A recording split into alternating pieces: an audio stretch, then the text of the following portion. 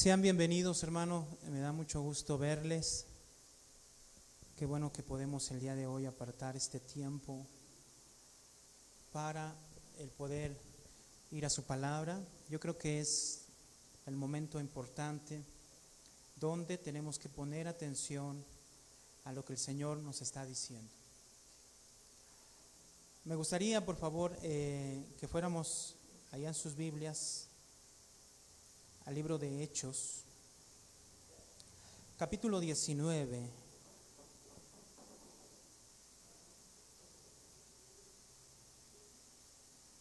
Hechos capítulo 19.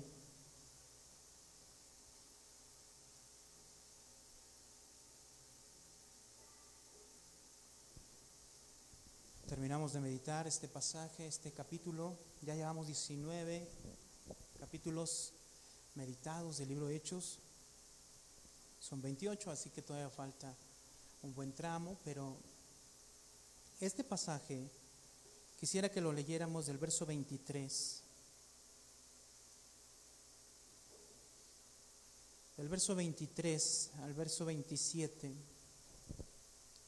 y en especial el verso 26, quisiera que pusiéramos atención. Hoy vamos a ver, hermanos, una palabra que confronta y evidencia. Así lo vamos a titular el día de hoy. A través de este pasaje vamos a leerlo del verso 23 al verso 27. Yo lo leo, sígalo con su vista. Dice así la palabra del Señor.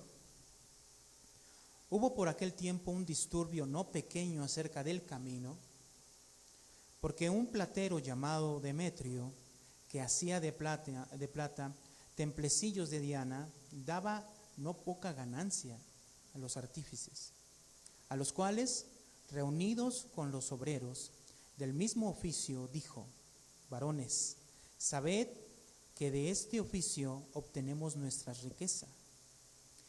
Pero veis, ponga atención a lo que dice aquí, y oís que este Pablo, no solamente en Éfeso, sino en casi toda Asia, ha apartado a mucha gente con persuasión, diciendo que no son dioses los que se hacen con las manos.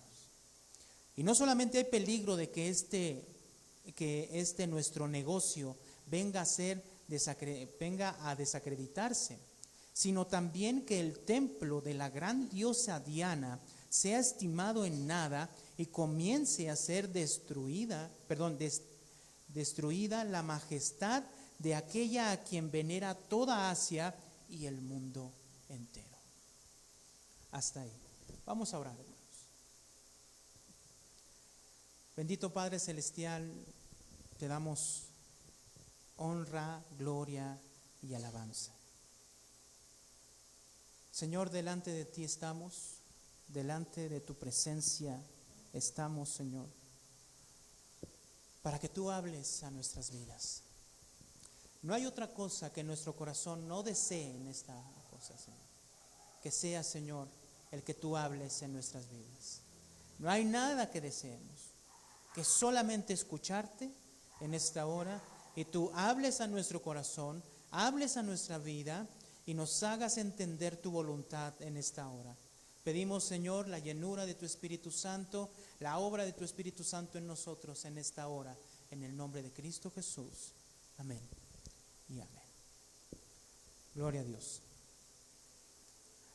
Durante mi vida cristiana, hermanos, y lo voy a dividir en dos, mi vida cristiana y mi vida en la iglesia, que juntas son unos 40 años desde que conocí el Evangelio. No es lo mismo estar en una iglesia que ser cristiano, ¿estamos de acuerdo?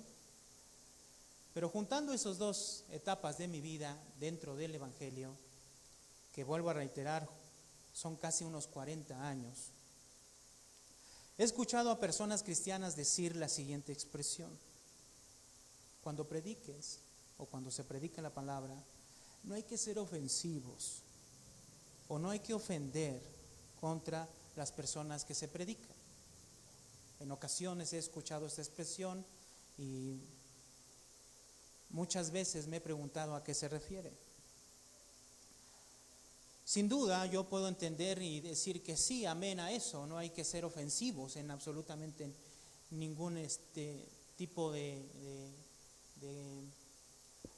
ningún tipo de lenguaje, ni siquiera hacer alusión a una persona. Eso es exactamente, el Evangelio no es para ofender a nadie.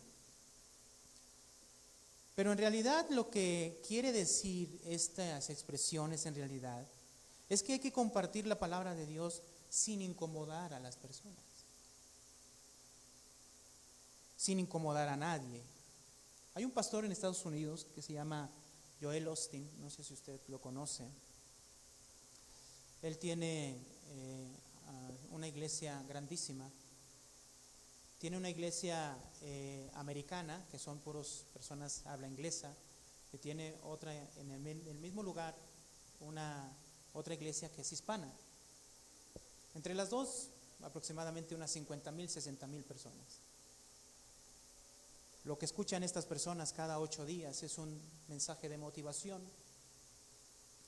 Y una vez él, siendo entrevistado por un famosísimo entrevistador en Estados Unidos, que hoy ya ha fallecido, una persona muy importante de los medios que duró muchísimos años haciendo entrevistas, entrevistó a Joel Osteen, preguntándole acerca de sus creencias.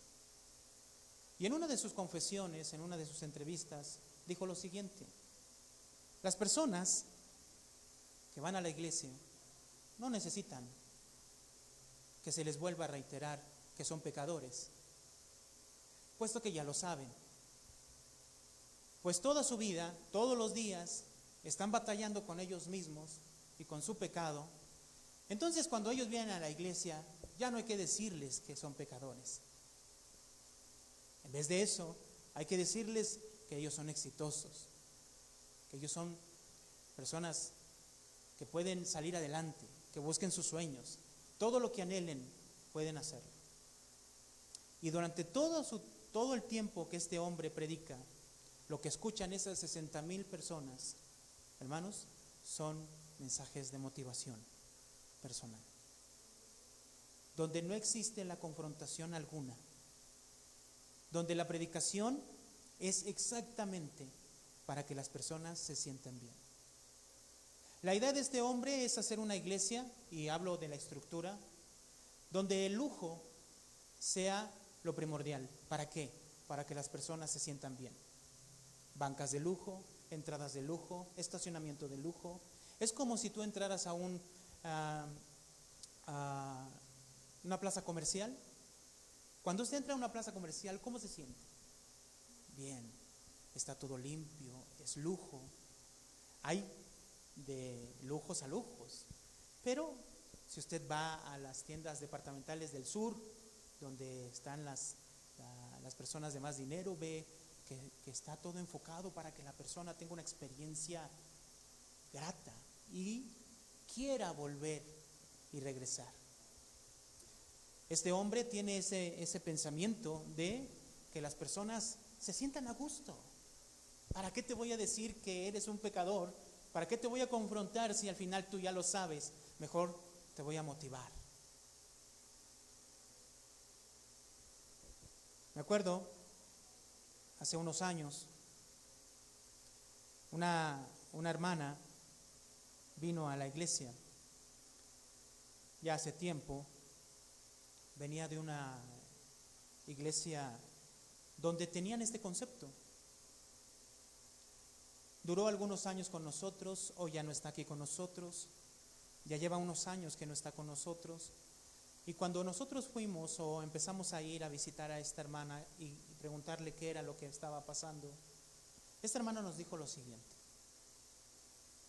dentro de todo lo que mencionó es que siempre que voy a la iglesia salgo regañada. Y no me gusta. Tengo toda mi vida, tengo problemas, tengo circunstancias, y voy a la iglesia y salgo regañada. Entonces dejó de venir. Nunca hemos hecho alusión en esta iglesia a una persona en particular, ni mucho menos yo estoy indagando sus vidas como para saber qué es lo que está pasando. Seguramente la misma palabra de Dios fue la que hizo esto. Seguramente hay personas que piensan como ella o que piensan como este pastor y piensan como esta iglesia. Yo quiero en la iglesia un mensaje cómodo, que me acomode, que me haga sentir bien. Para eso voy a la iglesia. Me imagino que esta mujer pensaba estas cosas y para eso venía a esta iglesia, buscando a un Dios que le acomode, a un Dios que su palabra embone y le motive a ¿qué? A seguir adelante, no importando cómo viva. Espero que el día de hoy no haya ningún tipo de pensamiento como ese, porque si usted viene aquí o viene a alguna iglesia o va a alguna iglesia pensando que usted va a ser entretenido y el chiste es que usted se sienta bien, pues hay mejores lugares. El cine, por ejemplo, ahí no te van a decir absolutamente nada. Si tú pagas un VIP, está totalmente confortado, ¿no? Para que tengas una experiencia extraordinaria, disfrutes la película con palomitas y refrescos y te sientas muy bien. Hay otros lugares así donde pues se puede experimentar una experiencia grata. Sin duda las hay. Entonces, a través del libro de Hechos que hemos estado meditando, nosotros tenemos que ver, hermanos, cómo esta palabra de Dios que está siendo predicada por medio de todos estos apóstoles, en realidad es una predicación. Y no hay otra predicación, hermanos. Es la predicación de Jesús, pero es una predicación que está confrontando sus vidas, que está confrontando su forma de pensar, su pensamiento, sus filosofías, que está confrontando su forma de vivir. En varios puntos vamos a ver esto, ¿sí? Primero tenemos que ver de manera clara que es la predicación de la palabra de Dios, hermano, es la que se está llevando durante todo el libro de Hechos. Vamos a poner un ejemplo. Vamos a Hechos capítulo 4, verso 4.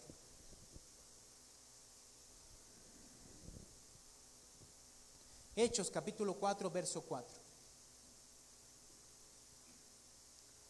Dice Hechos capítulo 4, verso 4, dice, pero muchas de los que habían oído la palabra, ¿qué hicieron? Creyeron, y el número de los varones era como 5,000. ¿Qué oyeron? La palabra. Ahí en el capítulo 5, verso 20, miren lo que dice.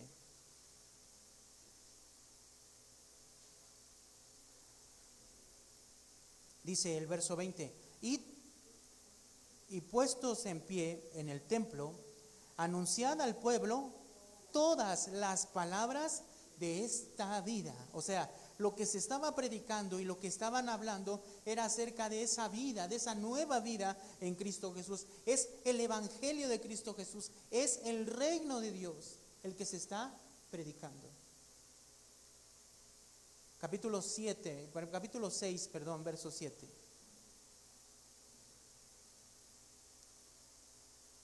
Dice el verso 7, y crecía la palabra del Señor y el número de los discípulos se multiplicaba grandemente en Jerusalén. También muchos de los sacerdotes, ¿qué hacían? Obedecían a la fe. Es la predicación de la palabra de Dios, y a través de la predicación estas personas crecían en el evangelio. Vamos a avanzar un poquito, vamos al capítulo 8, verso 14.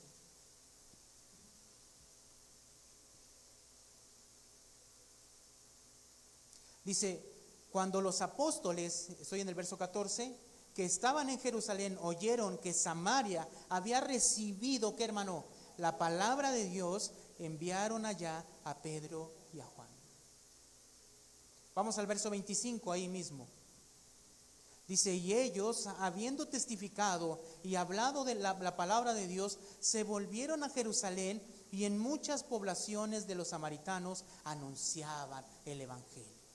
Y el evangelio iba avanzando, y se iba predicando el evangelio, la palabra de Dios. Capítulo 11, verso 1. Vamos avanzando rápido nada más.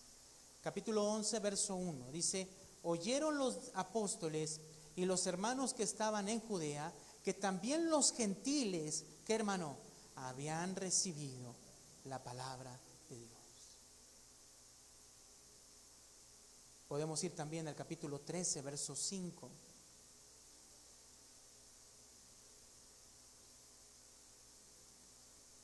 Dice: y llegados a Salamida anunciaban la palabra de Dios en las sinagogas de los judíos.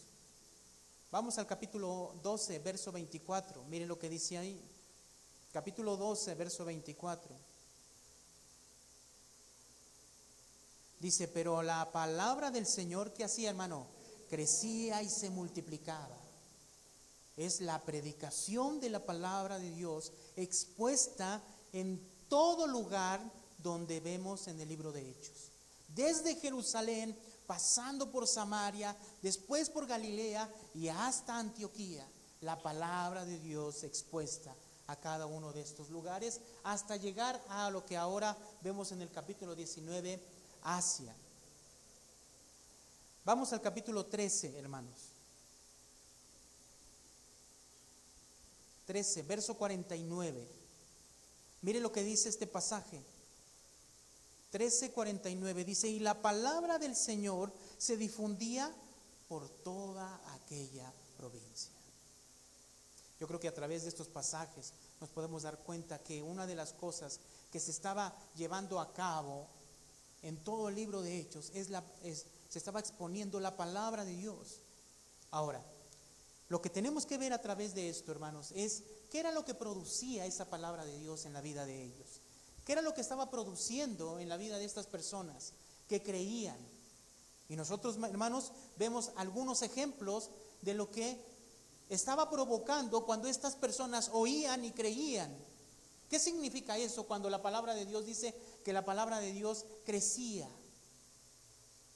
Significa entonces que la vida de estas personas estaba siendo transformada y cambiada. Ese es el ejemplo que nos da. Mire, por ejemplo, vamos ahí a Hechos capítulo 2, verso 43. Ya vimos en primer lugar que la palabra es la que se estaba predicando en todas las regiones. Es la predicación de la palabra, hermanos. Es la predicación de la palabra. Ahora, lo que vamos a ver es qué produce esa predicación. En el libro de Hechos, capítulo 2, verso 43, dice: y sobrevino temor a toda persona, y muchas maravillas y señales eran hechas por los apóstoles. Todos los que habían creído estaban juntos y tenían en común todas las cosas, y vendían sus propiedades y sus bienes y lo repartían a todos según la necesidad de cada uno, y preservando unánimes cada día en el templo y partiendo el pan en las casas, comían juntos con alegría y sencillez de corazón, alabando a Dios y teniendo favor con todo el pueblo. Y el Señor añadía cada día a la iglesia los que debían de ser salvos. Entonces estos que habían creído, el mismo libro de Hechos, el autor de Hechos, inspirado por el Espíritu Santo, muestra que estas personas que estaban creyendo, que estaban escuchando la palabra de Dios, estaban creyendo y sus vidas estaban siendo transformadas, cambiadas. En el capítulo 4 volvemos a ver la misma escena. Capítulo 4, verso 32 al 35. Dice: la multitud de los que habían creído era de un corazón y una alma, y ninguno decía ser suyo propio nada de lo que poseía, sino que tenía todas las cosas en común. Y con gran poder los apóstoles daban testimonio de la resurrección de Jesús, y abundante gracia era sobre todos ellos. Así que no había entre ellos ningún necesitado, porque todos los que poseían heredades o casas las vendían y traían el precio de lo vendido y lo ponían a los pies de los apóstoles, y se repartía cada uno según su necesidad.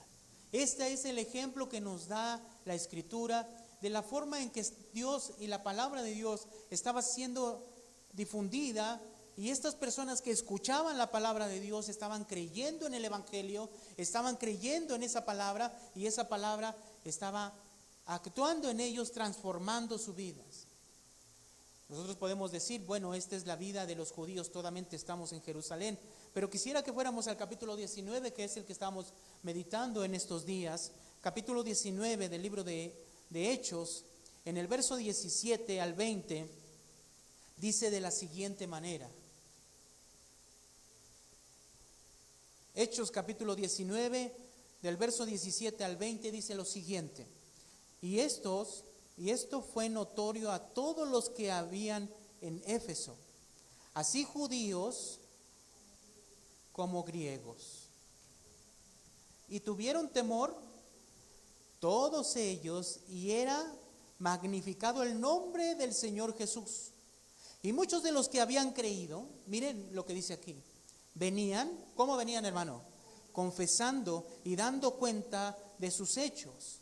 Asimismo, muchos de los que habían practicado la magia trajeron los libros y los quemaron delante de todos, y hecha la cuenta de su precio, hallaron que eran 50,000 piezas de plata. ¿Qué es lo que nos está diciendo la palabra de Dios en el libro de Hechos, hermano? Nos está mostrando que estas personas que estaban escuchando, que estaban oyendo la palabra de Dios por medio de los apóstoles, por medio de Pablo en este caso, por medio de Pedro en el caso del capítulo 2 y 3 que vemos en el 3 y 4, perdón, en el libro de Hechos, al escuchar la palabra de Dios, ellos creían y su vida cambiaba. Y de tal manera que estas personas, dice aquí, que practicaban la hechicería, traían todos sus libros y los quemaban. ¿Eso qué significa? Eran personas que estaban siendo transformadas. Entonces, en primer lugar, es la predicación de la palabra de Dios la que se estaba llevando a cabo durante todo el tiempo, y ese transcurso es de ciudad en ciudad, de región en región. Y esa palabra que estaba siendo escuchada era una palabra que estaba transformando la vida de estas personas. Ahora, lo que nosotros tenemos que entender y ver es el punto central que nos encarga hoy el estar aquí. Una palabra que transforma y evidencia el estilo de vida, los pensamientos erróneos, la doctrina errónea, la religiosidad, la idolatría, etcétera, etcétera.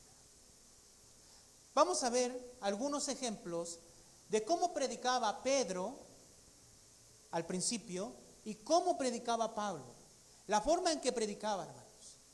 Porque vuelvo a insistir, podría ser que nosotros podríamos pensar y estar pensando que la palabra de Dios tiene que ser una palabra distinta. ¿Qué predicaba Pedro? A ver, vamos a regresar a Hechos capítulo 2, verso 23. Obviamente la predicación de cada uno de ellos, tanto de Pedro como de Pablo, era una predicación centrada en la obra de nuestro Señor Jesucristo. O sea, ¿a qué me estoy refiriendo? Está centrada en la muerte, en la resurrección y en la ascensión de nuestro Señor Jesucristo, declarando a nuestro Señor Jesucristo como Rey. Pero, en medio de esa predicación, miren lo que dice en el capítulo 2, verso 23. A este, entregado por el determinado consejo y anticipado conocimiento de Dios, ¿qué les dice? Prendisteis y matasteis por manos de inicuos, crucificándole. ¿Qué le estás diciendo, hermano? Pedro. A ver, ¿qué les está diciendo a las personas que están oyendo? Hermanos, les está diciendo, ustedes, tú lo mataste, lo prendiste por manos de inicuos y lo crucificaste. ¿No le está diciendo así, hermano? Capítulo 2, verso 38. Entonces, ¿qué les dice? Pedro les dijo, ¿qué les dijo? Arrepentíos. ¿Y qué significa arrepentíos, hermano? ¿Qué significa? Cambiar de dirección. En otras palabras, ¿qué significa cambiar de dirección? significa, en pocas palabras, sin necesidad de decirle, tú estás mal por donde vas. Por lo tanto, ¿qué tienes que hacer? Ir hacia otro lugar. Entonces, esta misma palabra que Pedro estaba diciendo, ¿qué les estaba diciendo a ellos? Que su pensamiento, su forma de vida, lo que ellos hicieron, está totalmente mal delante de Dios y tienen que cambiar. Vamos a poner otro ejemplo. Capítulo 3, versos 13 y 14.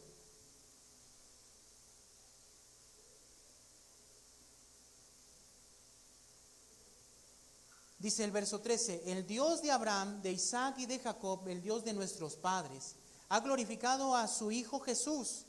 ¿Y qué les dice después, hermano? A quien vosotros entregasteis y negasteis delante de Pilato, cuando éste había resuelto poner en libertad. Mas vosotros, ¿qué dice, hermano? Negasteis al santo y al justo y pediste que se os diese un homicida. Perdiste que se os diese un homicida.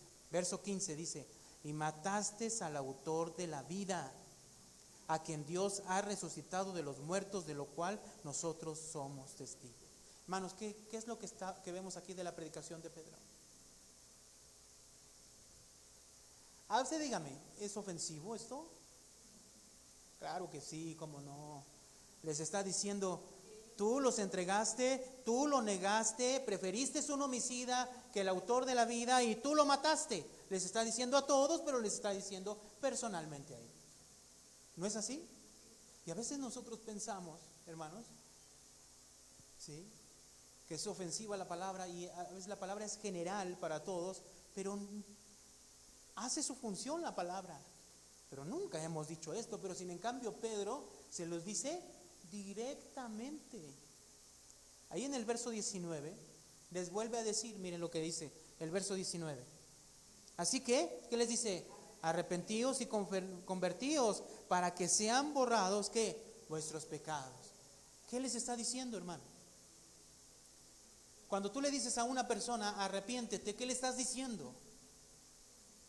Le estás diciendo que su forma de vida, sus pensamientos, la forma en que él está viviendo su vida y todo lo que él está haciendo está mal delante de Dios y entonces tiene que cambiar. O en otras palabras, toda tu vida está mal.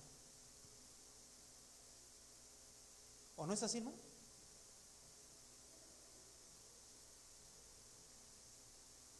Capítulo 4, verso 10. Estamos viendo la predicación de Pedro.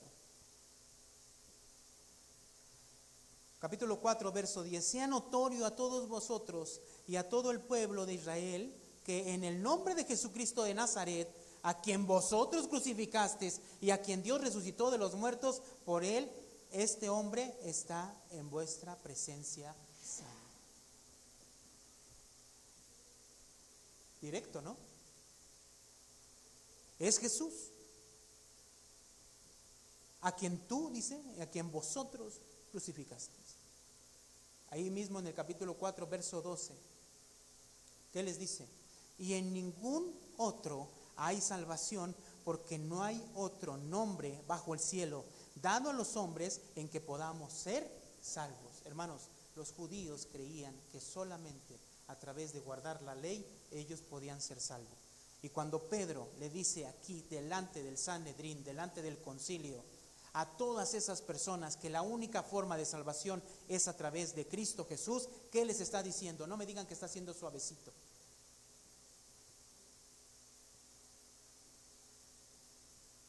No me digan que está haciendo suavecito. Les está diciendo que toda su creencia, en todo lo que está basada su creencia, está mal. Y que la única manera de salvación no es por medio de la ley, sino es a través de Cristo Jesús. Ahí en el capítulo 5, verso 30. Miren lo que sigue diciendo. Dice, el Dios de nuestros padres levantó a Jesús, a quien vosotros matasteis colgándolo en un madero. ¿No le está diciendo de esa manera directa, hermano? Ahora, pensemos en Esteban. Esteban también les predicó. Y miren lo que dice el capítulo 7, verso 51. Capítulo 7, verso 51, hermanos.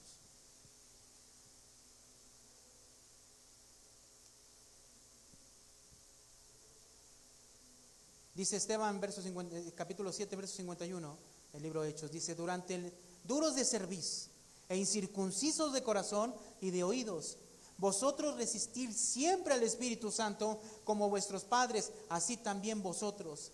¿A cuál de los profetas no persiguieron vuestros padres y mataron a los que anunciaron de antemano la venida del justo, de quienes vosotros ahora habéis sido entregadores y matadores? Vosotros que recibisteis la ley por disposición de ángeles y no la guardasteis, oyendo estas cosas, se enfurecían en sus corazones y crujían los dientes contra él. ¿Por qué, hermano? Porque la palabra que estaban escuchando de parte de Esteban no la podían soportar.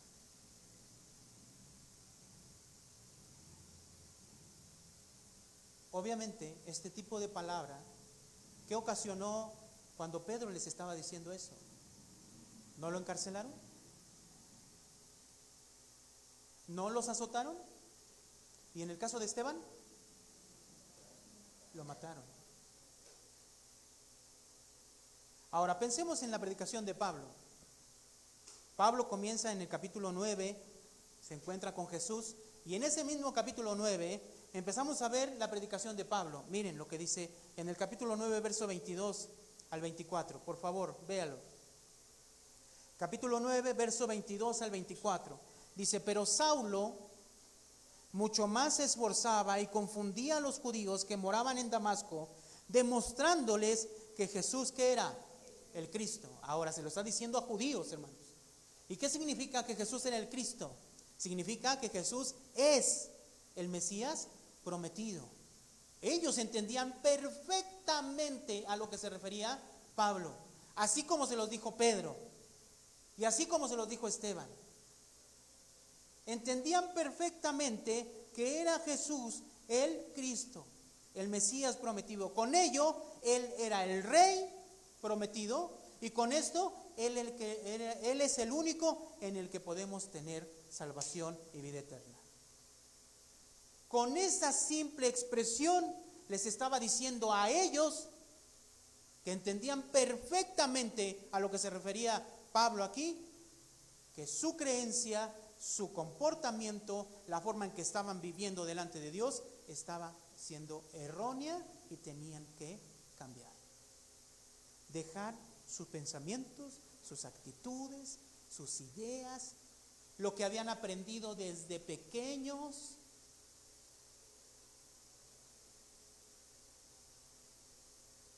Entonces dice el verso 23, pasado muchos días, los judíos resolvieron en consejo, ¿qué? Hermanos, ¿por qué cree que querían matarlo? ¿Por qué? Porque la predicación que estaba teniendo Pablo, que era Jesucristo, estaba siendo totalmente agresiva, escúcheme, para sus intereses, para su forma de vida, para sus doctrinas, para sus enseñanzas. No los ofendió, no les dijo una palabra ofensiva, no en ningún momento. Pedro tampoco les dijo una palabra ofensiva ni fue grosero con ellos. Les dijeron: ustedes mataron a Cristo. Ustedes mataron al que ustedes esperaban. Esteban les dijo lo mismo: ustedes mataron al que esperaban. Pero esto fue cumplimiento de la palabra de Dios. Ahora arrepiéntanse. No les dijo una grosería, pero simplemente la palabra de Dios estaba siendo totalmente incómoda para este tipo de personas. Si vamos a Hechos capítulo 13, verso 39,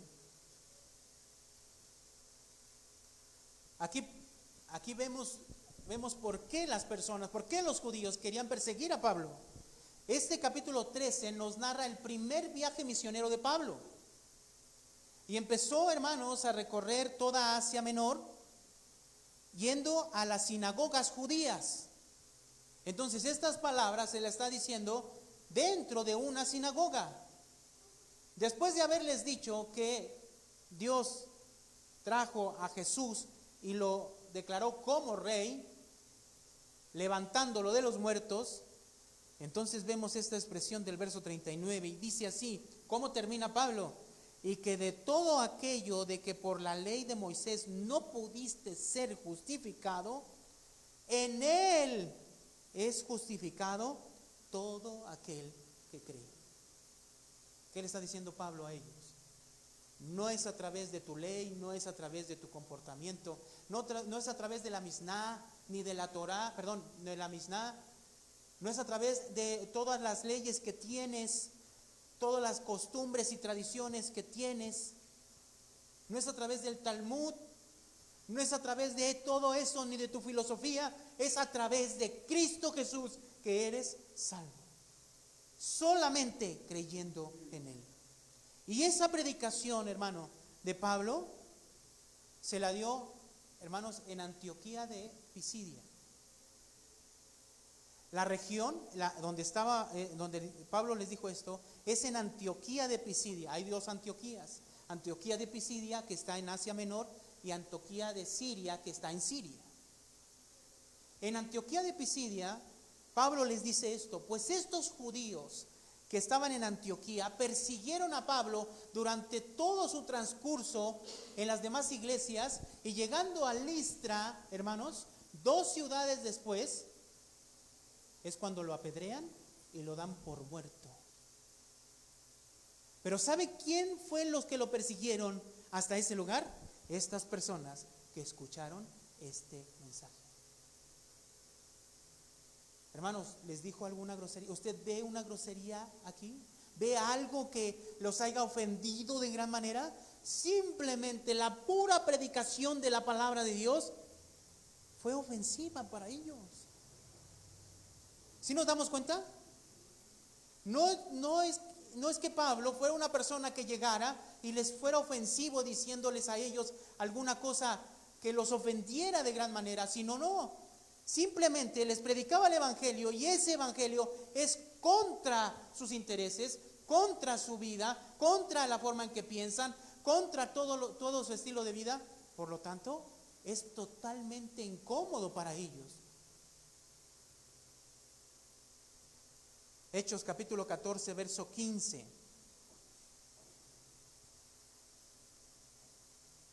En el capítulo 14, Pablo ya está,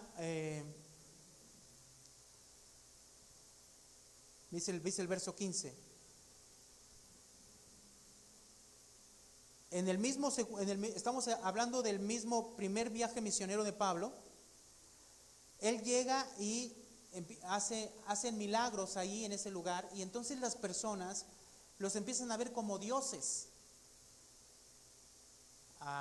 Les dicen Júpiter y Mercurio. Estaba Esteban y Pablo.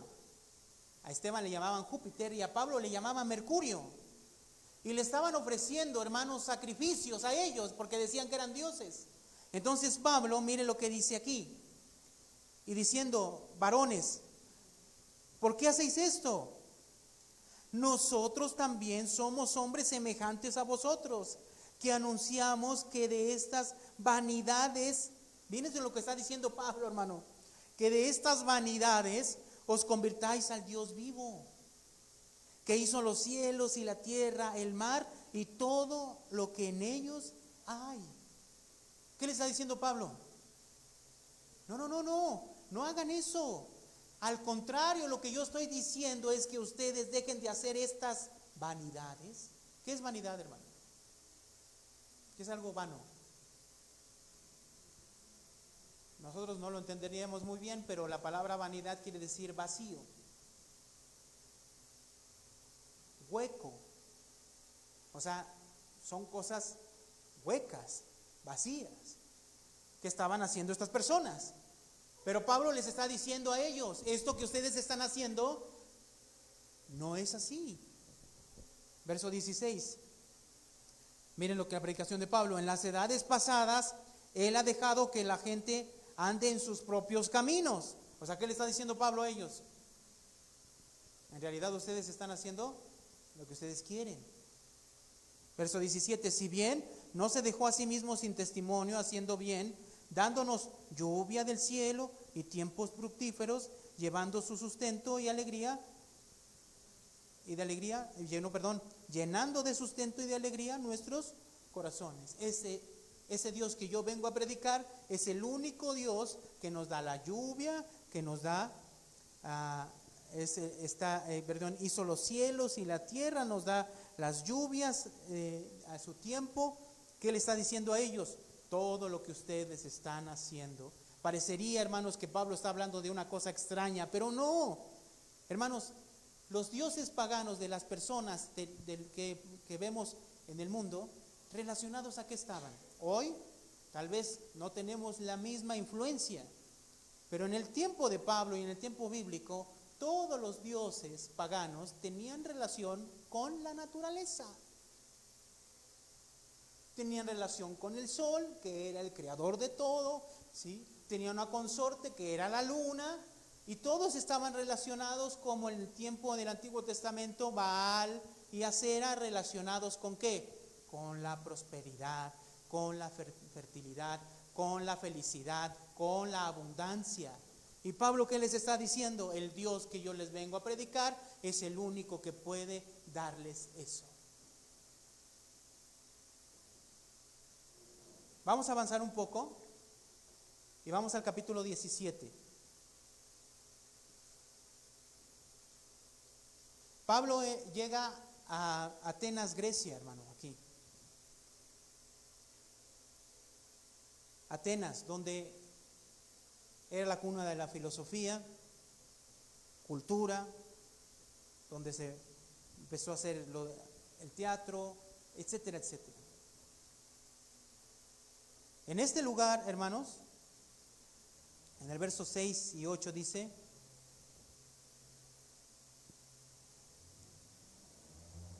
capítulo 17, versos 6 y 8 dice: pero no hallándolos, trajeron a Jasón y algunos hermanos ante las autoridades de la ciudad, gritando. Miren lo que gritaban: estos que trastornan al mundo entero también han venido, ¿qué? Acá. ¿Cómo dijeron? ¿Estos que qué? A ver, hermanos, ¿qué es lo que estaban haciendo ellos en realidad? Ellos estaban predicando la palabra de Dios, el evangelio. Pero ¿qué pensaba la gente? ¿Cómo lo sentía? Están trastornando el mundo.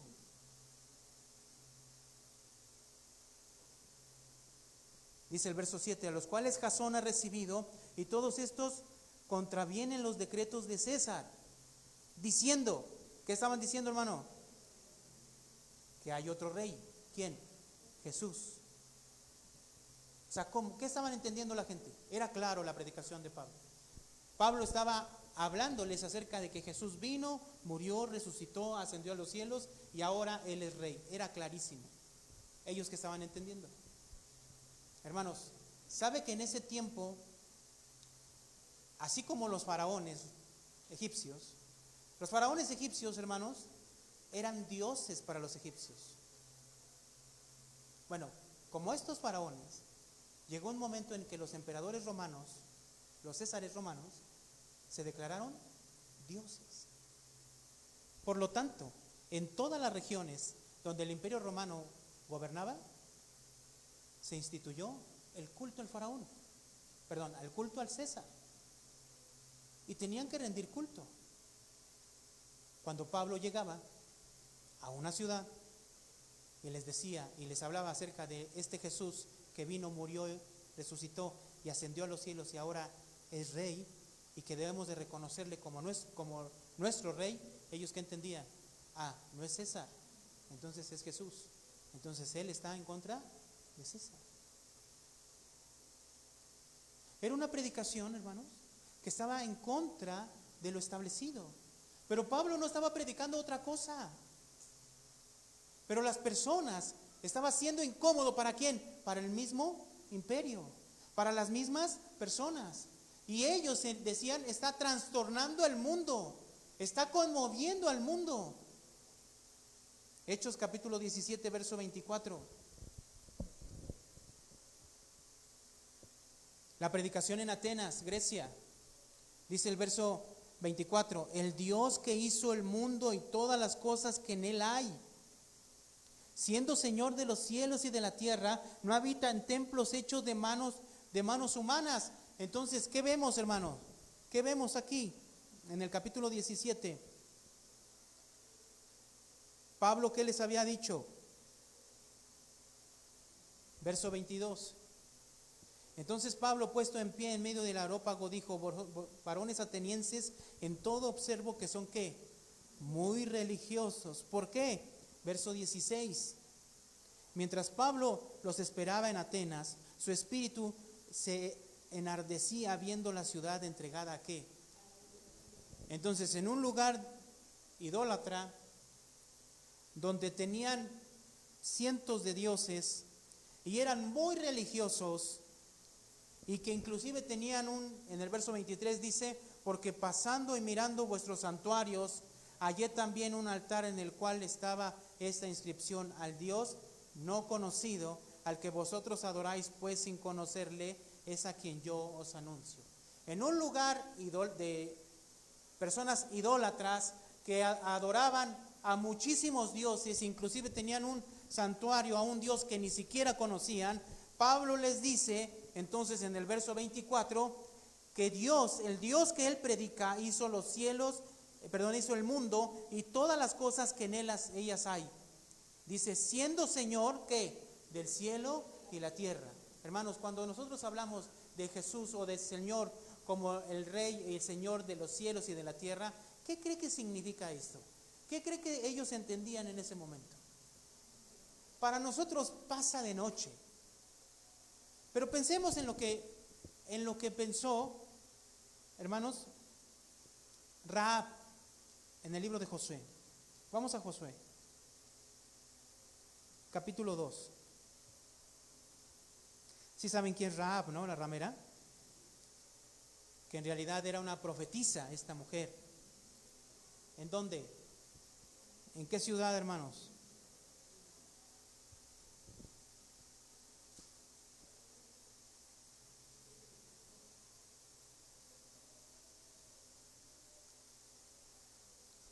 Ella es la que esconde a los espías cuando van a Jericó. Miren lo que dice en el verso 8.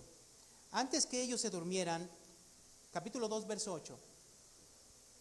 Antes que ellos se durmieran, ella subió al terrado y les dijo: sé que Jehová os ha dado esta tierra, porque el temor de vosotros ha caído sobre nosotros, y todos los moradores del país ya han desmayado por causa de vosotros. Porque hemos oído que Jehová hizo secar las aguas del Mar Rojo delante de vosotros cuando saliste de Egipto, y lo habéis hecho a los dos reyes de los amorreos que estaban al otro lado del Jordán, a Sehón y a Og, a los cuales habéis destruido. Oyendo esto, ha desmayado nuestro corazón, ni ha quedado más aliento en nombre alguno por causa de vosotros. ¿Por qué? ¿Leemos juntos? Porque Jehová vuestro Dios es Dios arriba en el cielo y abajo en la tierra. A ver, hermanos, ¿qué significa esto? ¿Qué significa esto, hermanos? Vamos a Deuteronomio capítulo 4.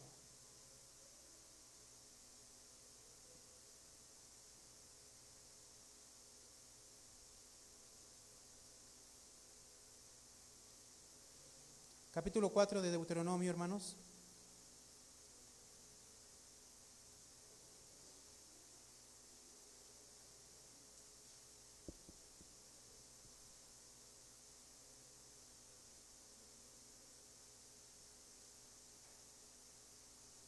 Verso 39.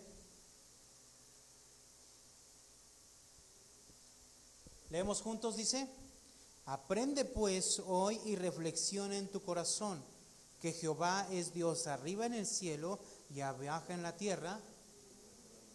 ¿Y qué, hermanos? Entonces, cuando usted ve en la Biblia que Dios es Dios del cielo y de la tierra, ¿qué significa? ¿Qué significa? Significa lo que dice aquí: no hay, ¿qué, hermano? Otro. Cuando Rahab dice que Jehová es Dios del cielo y de la tierra, ¿qué está diciendo? ¿Qué está declarando? Que no hay otro. ella que era sacerdotisa de dioses paganos, ahí es cuando reconoce que no hay otro. Por lo tanto, cuando Pablo le dice a los idólatras de Atenas, Grecia, que tenían hasta un santuario, de tantos que tenían, dice que enardecía su corazón de ver el pueblo entregado a la idolatría. Pues en medio, hermanos, del lugar que tenían para juzgar las leyes, en el Areópago les dice: Dios que hizo el mundo y todas las cosas que en él hay, siendo Señor del cielo y de la tierra, ¿qué cree que estaban entendiendo ellos? Hermanos, ahora, hermanos, ¿qué cree que estaban entendiendo?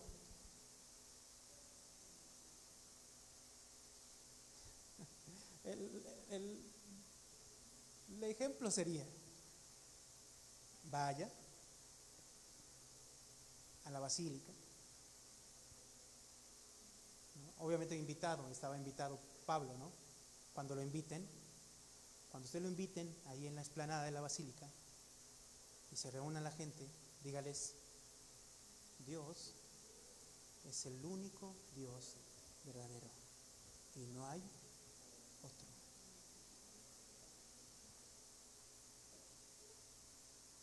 ¿Les dijo algo ofensivo? No. Les dijo lo que dice la palabra de Dios. Pero sí, el mensaje incomoda, es contrario, confronta, evidencia, claro que sí. Hechos capítulo 18, verso 4 y 5. Hechos capítulo 18, verso 4 y 5.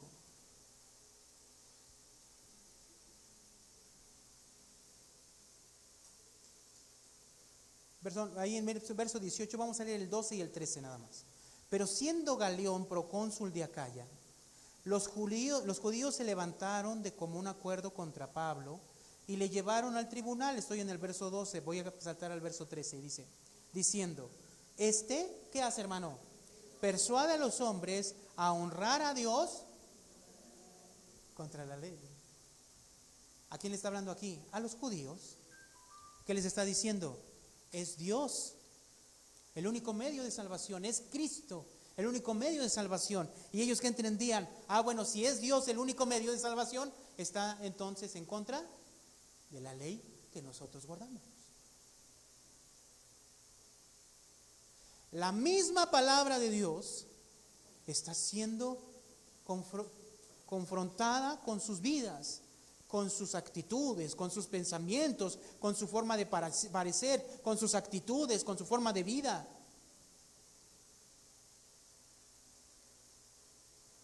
Ahí mismo, hermanos, en el capítulo 18, verso 28 dice lo siguiente. Dice: porque con gran vehemencia refutaba públicamente a los judíos, demostrando por las escrituras, ¿qué, hermano? Que Jesús era el Cristo. Capítulo 19, verso 26. Era un lugar donde se adoraba a Diana y tenían en Éfeso, hermanos, si usted ve la historia, en Éfeso se encontraba el templo más grande de todos los tiempos de un dios, y era para la diosa Diana, que es Artemisa, ¿sí? Ustedes se acuerdan de que hay un arco con una flecha, ¿no? Y que hubo un escándalo porque la querían quitar y ahí pusieron otra estatua aquí en la Ciudad de México. Bueno, ahí en ese lugar pasa esto, ¿no? Pablo está predicando la palabra de Dios, y entonces en el verso 26 dice: pero veis y oís que este Pablo, no solamente en Éfeso, sino en casi toda Asia, ha apartado a mucha gente con persuasión, diciendo, ¿qué decía, hermano? Sí. Cuando en la iglesia te dicen, es que la palabra de Dios está diciendo esto y la forma de vida que nosotros llevamos no coincide con la palabra de Dios, no coincide con lo que somos, no es ofensivo. No estoy ofendiendo a nadie, simplemente es la palabra de Dios. Ellos estaban entendiendo perfectamente. Pablo les estaba hablando que eran personas que estaban idolatrando a algo que no existe. Por lo tanto, les estaba diciendo, esos que adoran ustedes no son dioses. Ay, no, pero no hay que ir a ningún lugar y hay que decirle nada sobre sus imágenes. Hay que tener respeto. Híjole. Sí, hermanos, sí es cierto, hay que tener respeto.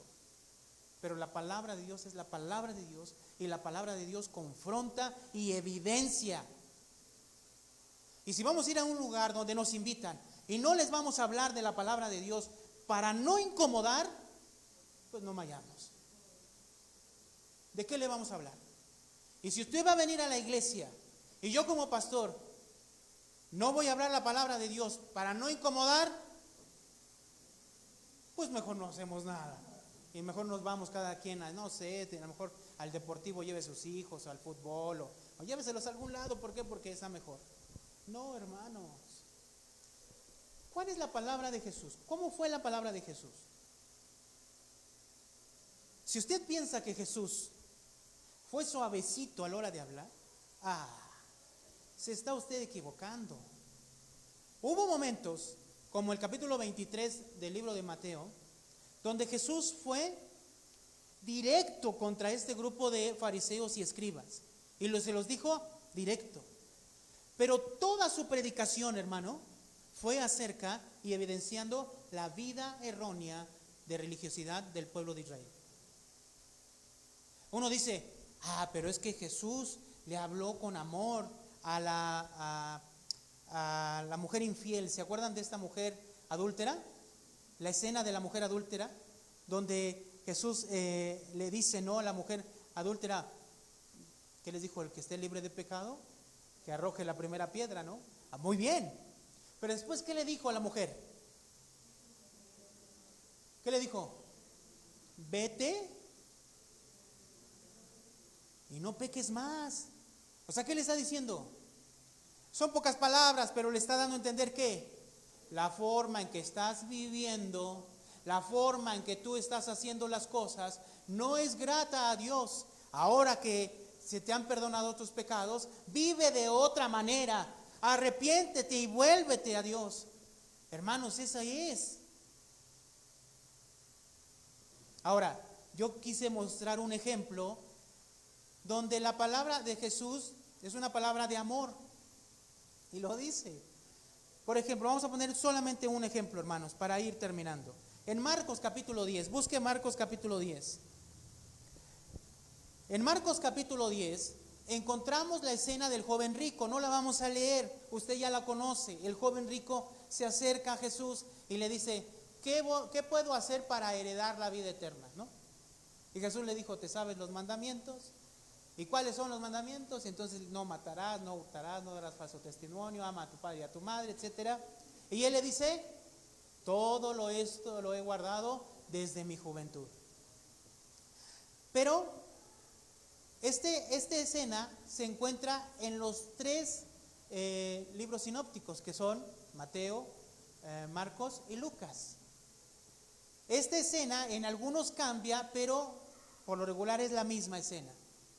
Pero en este pasaje, en el capítulo 21, hay una palabra que solamente introduce Marcos. Y Marcos, hermanos, no fue discípulo de Jesús.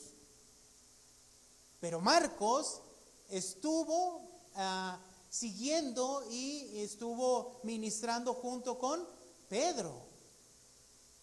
Por lo tanto, podríamos mencionar que Marcos es el evangelio de Pedro, aunque se le da el nombre de de Marcos. Ahora, ¿cuál es la palabra que introduce? Dice aquí, leo el verso 21. Entonces Jesús, mirándole, ¿qué dice, hermano? Le amó. Y entonces la gente dice, es que Jesús es amor. Y entonces lo que él decía, lo decía con amor. Muy bien, tienen toda la razón. Con amor. Se lo dijo con amor, ¿verdad? Porque lo amó. Y si dice la palabra que lo amó, es porque lo amó. Ahora, ¿qué le dijo? Si nosotros, escúcheme, antes de que lo leamos, si nosotros vemos la palabra amor, ¿sí? Pensaríamos que entonces dijo, ay, mi hijo, pues entonces sigue como estás. Tú sigue. Al final no pasa nada. No. Mire lo que dice. Y le dijo, una cosa te hace falta. Vende todo lo que tienes y dalo a los pobres y tendrás tesoro en el cielo. Y ven y sígueme, ¿qué? Tomando tu cruz. ¿Qué significa esto, hermanos? ¿Cuál fue la reacción del joven? Hermanos, ¿cuál fue la reacción del joven?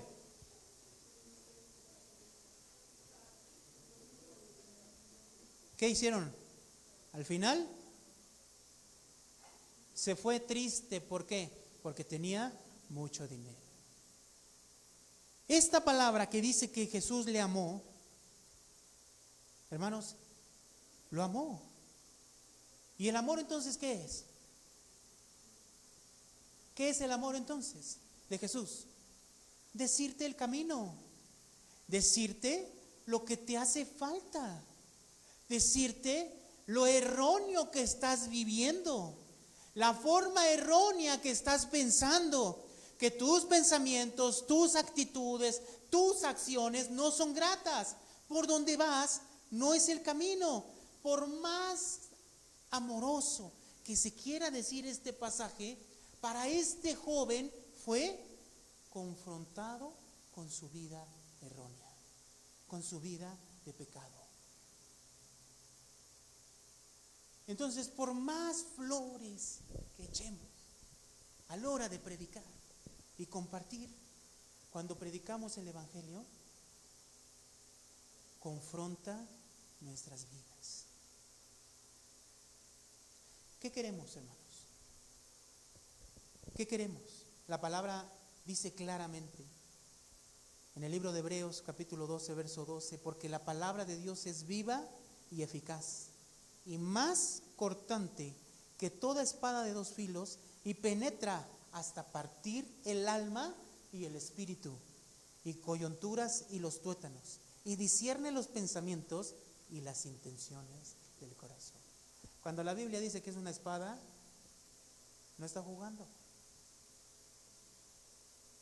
Porque ¿qué hace una espada, hermano? Corta. ¿Tú te quieres sentir a gusto cuando vas a la palabra? Fíjense cómo es la ironía de la vida. La gente hoy, no toda, pero ves, ahora tenemos la facilidad de ver algunos pensamientos en algunas ciudades, algunos pastores y todo, y por eso tenemos, y vuelvo a advertir que tenemos que tener muchísimo cuidado, porque ahora sin hacer ningún clic en tu teléfono te puede llegar la notificación de un pastor que predicó acerca de algo y te lo puedes creer y tragar absolutamente todo. Y hay una aplicación y veo yo, me llegan a mí algunas notificaciones y dicen algunos famosos cristianos, es que esta aplicación me llegó a mi vida porque yo tengo algunos salmos favoritos y los tengo ahí para que me lo recuerden. O sea, la Biblia y sobre todo los salmos, ¿qué se vuelven? Como amuletos, donde me siento bien, donde yo tomo la palabra y la tomo para sentirme bien, porque esto me reconforta. No queremos ser confrontados, no queremos ser evidenciados. Hermanos, cuando nos exponemos a la palabra de Dios, dice la palabra de Dios misma, de ella misma, en el Salmo 119, 105, lámpara es a mis pies tu palabra y lumbrera a mi camino. ¿Y qué hace una luz? Alumbra. Y alumbra en la oscuridad y deja ver todo y evidencia todo.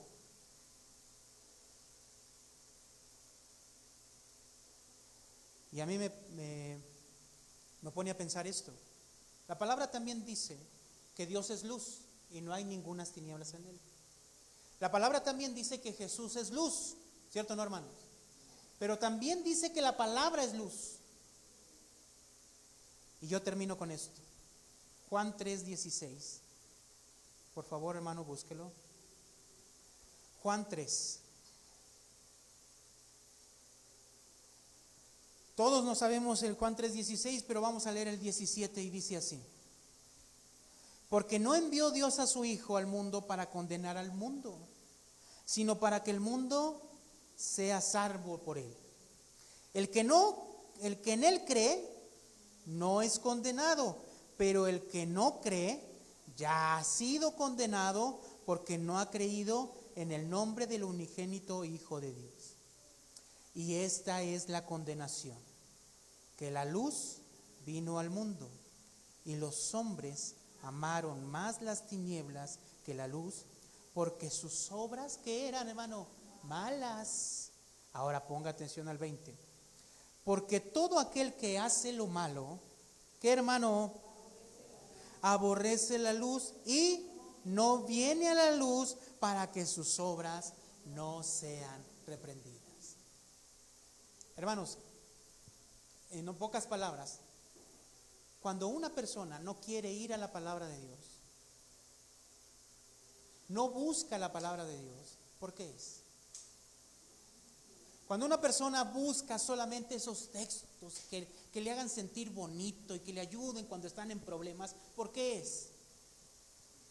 Porque esa persona no quiere ser confrontada con sus pecados. Porque esa persona no quiere ser confrontada con sus actitudes y sus pensamientos.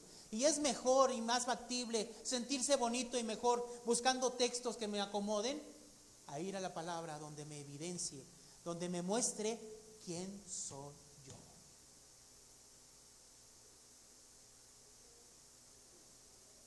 Por eso vuelvo a hacer una invitación. Busque ir a la palabra de Dios, hermano. Busquemos ir a la palabra de Dios. Oremos, hermanos.